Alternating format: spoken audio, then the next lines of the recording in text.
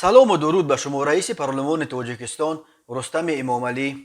بعد تماشای ابله و در نویه یووان امین هفته دیگر طاقتم نماند. دیگر توب و توان دیدن تغییر دولتم را ندارم. این همه داد و فغان، این همه از آشیانه ها پریده گریختن دانشجویان کالج طبی یووان را دیده سخت در اضطراب شدم. بنده هنوز 15 سال پیش در مقاله هایم گفته بودم که با این طرز کارگزاری فرماندهی حربی بالاخره وطن من شرمنده می شود. بعد سالهای 2002 باشد درباره از بین بردن ابله و پیشنهادهای زیاد کردم که گوش شنوا نیافتند، مثل آن که قصداً پیشنهاد را قبول نمی کنند تا دولت ما و سرور ما شرمنده نشود. اما ما و تو که به این دو خیرخواهیم، میخواهم دولت ما در عرصه بین المللی موقع والای خود را داشته باشد. حالا هم میدانم که در یک سال 2 مراتب رئیسان حکومت‌های محله ها با تمام ساختار دولتداری به کارمندان غیر اشتاتی کمیساریات‌های حربی مبدل میگردند.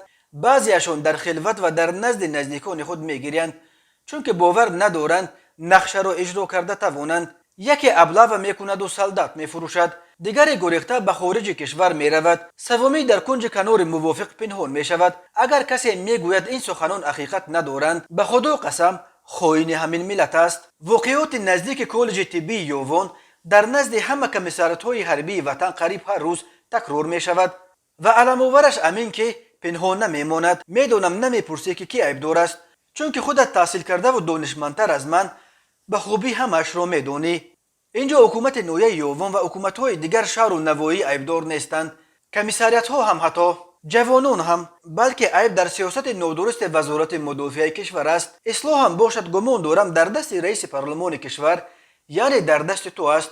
دادر عزیز، بعضی به من گفتند اگر چنین مکتوب بر رستم امامعلی نویسی، به زودی از پایت کارمندان میلیڅ آمده دستانت را بسته میبرند. با وجود این همه نوشتم بگذار من و چندین نفر دیگر مثل من قربان شوند و مشکلی حل خود را بیابد. نباشد کدام روز کدام رئیس حکومت محل دست به خودکشی میزند و شرمندگی اسد میگذرد. اینک دو پیشنهاد بنده: یکم، خدمت در صف ارتش باید 1 سال باشد. از این 1 سال 6 ماهش را عسکر در قسم‌های نظامی خدمت کند و 6 ماه دیگرش را در خانه. بعد 6 ماه خدمت در کازارما با لباس‌های حربیش به خانه جواب شود. اما بلیت حربی حالا نگیرد و در قید قسم نظامی باشد.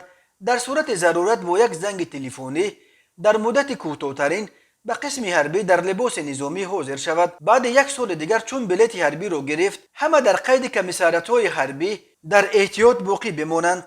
تا 40 سالگی همه باید خدمت کنند. هنگام مراجعت به همه ساختارهای دولتی و فرودگاه‌ها حتما باید بلیت حربی یا گواهینامه کمیساریات حربی را پیشکش نماید. این را وارد قانون کردن لازم. 2 سال پیش هفته‌واره پیک 1 نفر کارمندش را اختیاری به صف ارتش روان کرد.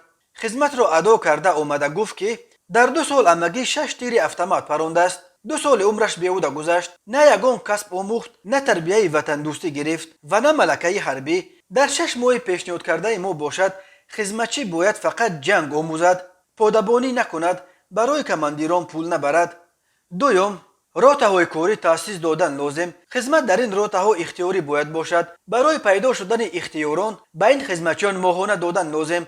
مثلا 2000 سومانی معاش باشد، 500 سومانی به صورت حساب ارتش گذرد، 1500 سومانی به صورت حساب خود خدمتچی. بعد 1 سال یا 2 سال خدمت وابسته به خواهش خودش خدمتچی بلیت حربی بگیرد. حالا ساختمان‌ها زیادند و کارگران نمیرسد. از این حساب میتوان با 1 تیر چند نشان زد. از این زیاد پیشنهاد نمیکنم. باور ندارم وزارت دفاع قبول این 2 پیشنهادم را هم به تو توصیه دهند، چون که گمان میکنند من یک ژورنالیستک آبروی مفت مییابم. بلا به سر آبروی من و 100 چنین من آبروی وطن را بخرید. بله، این 2 پیشنهاد در دنیا سابقه ندارد، اما ما ملت آریاییم.